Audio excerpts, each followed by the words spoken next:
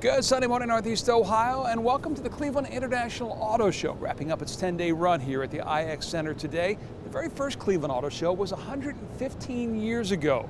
Cars have changed greatly in that time, and so too has the state's attitude when it comes to the auto industry and its future. Back in January, Governor John Kosich took a trip to Detroit for the North American International Auto Show. It wasn't so much to see the cars as it was to talk with the car makers. There were meetings to feel them out about the executive order he was about to sign, creating Drive Ohio. It's essentially a one-stop shop where researchers and automakers can go to coordinate with state agencies about things like autonomous vehicles and connected roads. Something that we want to embrace, because we want Ohio to be a place where these people who are doing this come to test to see what will work, because there's a lot of testing involved, as you could imagine. And Ohio has the hardware in place. It is home to the Transportation Research Center, the nation's largest independent proving ground and automotive test facility in Marysville. The state last year invested $45 million in the site's expansion, along with additional funds to add fiber and sensors to the Route 33 corridor and roads around Columbus, as well as a lake effect corridor of Interstate 90 here in Northeast Ohio. Measures meant for autonomous vehicles tomorrow, safety today. If you're driving across some black ice, the car behind you can be notified about it. It's really the future. And the governor's already pitched to the big three automakers and to Subaru about bringing that research and in turn those jobs to Ohio. Honda, which is the state's largest auto employer, is already a partner with the state in that effort. And when you come to an auto show like this, it's all about seeing the latest in new technology. And as you can imagine, there's a lot to see. As a kid, you may have loved George Jetson's ride, but in hindsight, it was essentially a flying AMC Pacer. After all, it likely didn't have a cockpit like this. It's the Audi Virtual Cockpit, complete with a high-resolution display that replaces traditional gauges, marrying information and entertainment at your fingertips.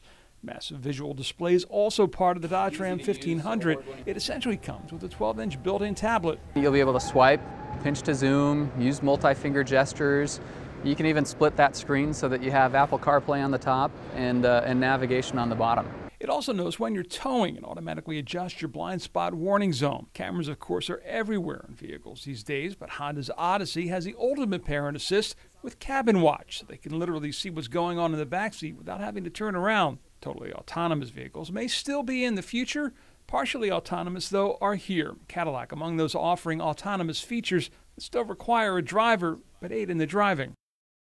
And a lot of the new technology really centers around these, from wireless charging pads to apps that may one day replace our keys. A lot of new apps out there are also designed to help parents of teen drivers keep track of their teens. The stats are some of the most frightening for parents. Teens are more than 1.5 times more likely to be involved in a deadly crash, with auto accidents the leading cause of death among the age group. It's something the auto manufacturers are very much aware of and have worked to address, adding features in an attempt to put parents at ease. You could actually put boundary alerts if your children are driving outside of a certain range. It will notify you that your car is outside of that range. Speed alerts as well if your children are driving too fast. A lot of these vehicles have lane changing notifications. You know, the seats are vibrating, or they'll intervene and get the brakes on before maybe a potential accident is going to take place. And in GM vehicles, for example, audible and visual warnings can be given if they exceed a certain speed, and parents can know whether those accident avoidance features were deployed in the ride, along with the miles driven and maximum speed, all included in a driver's report card. Ford vehicles offering similar features with their MyKey technology. You're never at ease when your kids are on the road. I understand that, but at least we have some sense of, that they'll be okay with some of these extra safety features. Well, plans for something that may make traveling by car or even by air a moot point were revealed this week. Hyperloop Transportation Technologies signing a public-private agreement with NOACA for a $1.2 million feasibility study. The Cleveland Foundation kicking in $200,000. The Hyperloop would make it from Cleveland to Chicago in only a half hour. The feasibility study will take around 6 to 9 months to complete and will look at issues like construction costs, possible routes, how many people can they move. Because it produces more energy than it uses, those behind the project say it will be very cost effective.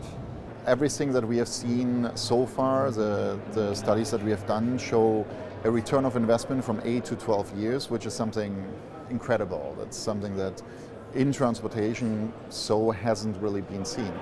A second phase of the project down the road would connect Cleveland with Buffalo and Toronto to the north, along with Pittsburgh, Columbus, and Cincinnati. With Democracy 2018 from the 2018 Auto Show, I'm John Kosich. Enjoy your Sunday.